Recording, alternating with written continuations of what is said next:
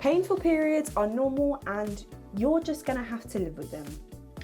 The number of times I heard this phrase growing up and the number of times that teenagers and young people still hear this phrase today is ridiculous to me.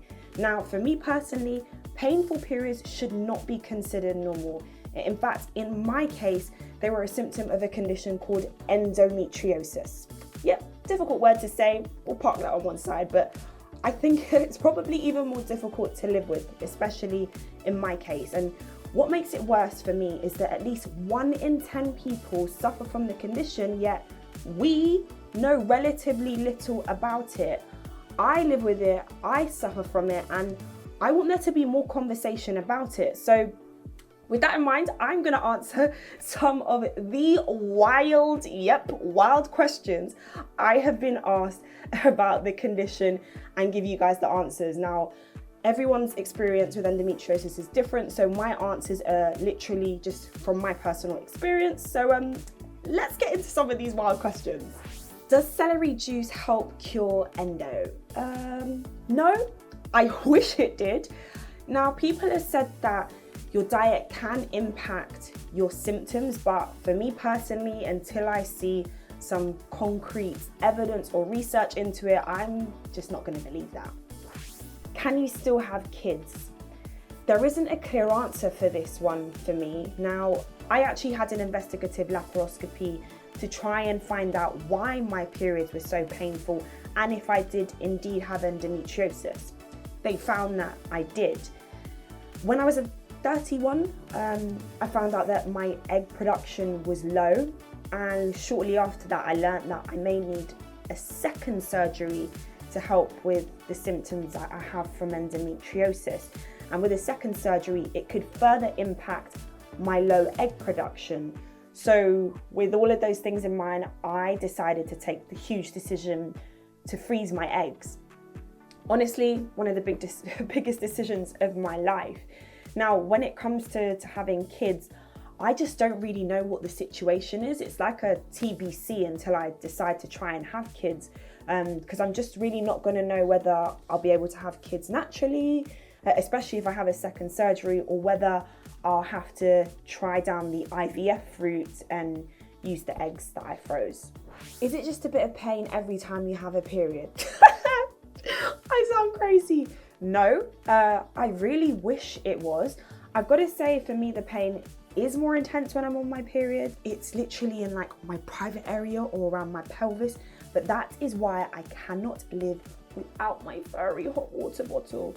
Honestly, the pains I have are like stabbing pains down there, or like a wire hanger has been straightened out and it's scraping across. And that is why this little soft thing is my savior. Honestly, the heat provides so much relief, and in my case, medication alone just doesn't really help, and that's why I cannot live without this. Is endo contagious? Nah, thank goodness. Why don't you just take a painkiller? How do I compose myself for this one? So I get where you're coming from, my friend, but I am gonna try and paint as vivid as a picture as possible for you to understand the kind of pain I experience. So remember I said it feels like a wired hanger is being scraped across my insides, literally scrape, or like someone is stabbing me in my private area non-stop. That's the kind of pain that I'm living with. And so, my friend, I do take regular painkillers, but the reality is the regular ones, a lot of the time, just aren't enough for me. Can you still go to work if you're in so much pain? I'm not even gonna lie to you. Sometimes it is a challenge because it just feels like you're fighting against your own body.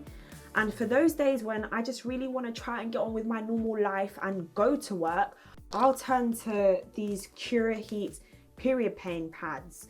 Now, you're obviously going to need to rethink the whole underwear trouser situation so everything looks normal down there, but for me, they are a lifesaver because they just provide that heat in the area I told you, which is already like problematic for me when it comes to pain. So I just have direct heat there, and they actually help me just like try and get through a day. Does endo affect your poo?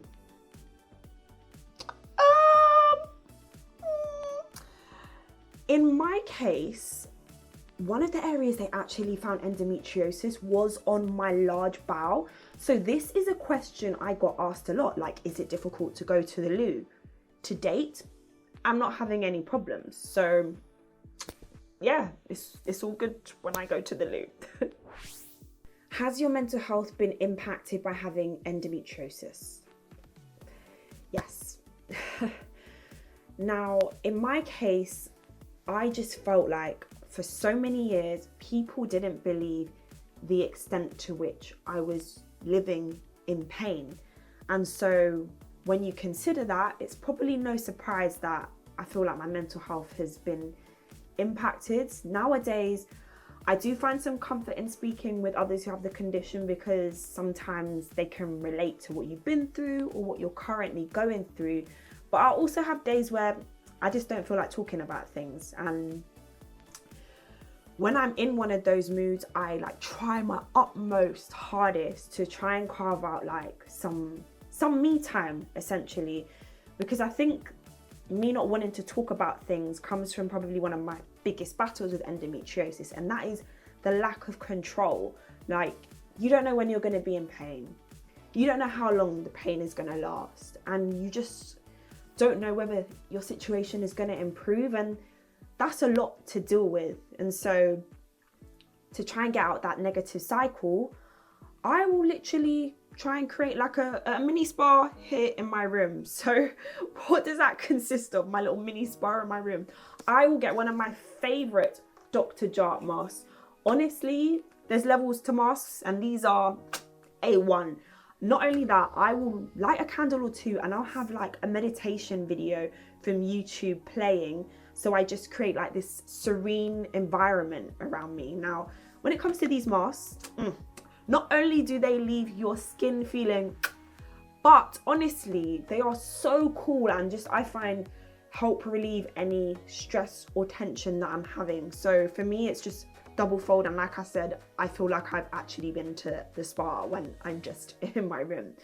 But on a real, remember that like everyone's experience with mental health is different. So if you feel like you're struggling with yours, you definitely need to go and talk to your GP about that. What other symptoms do you have? Tiredness. Honestly, I could sleep 8 hours and the next day I wake up feeling exhausted. Or I could just be a couple of days into a new day and I'm already tired. I would say that tiredness along with the pain is just so frustrating. Another thing I tend to experience are migraines. And I tend to have migraines just before my period comes on. And for me, I try to limit taking pain relief medicine to the days I'm actually bleeding. And so if I do have a migraine before my period started, I'll try and look for pain relief that is not some form of medicine. And these migraine strips are honestly so good. You just pop one on and within minutes you just feel this cool sensation on your forehead, and I just feel some relief instantly for that tension from the migraine that I'm getting. I'll also go to sleep with these. Honestly, if you come to my room the next day, you'll probably see it in my bed because I've fallen asleep in it just because it provides so much relief. Do you feel embarrassed talking about endometriosis? Yes and no.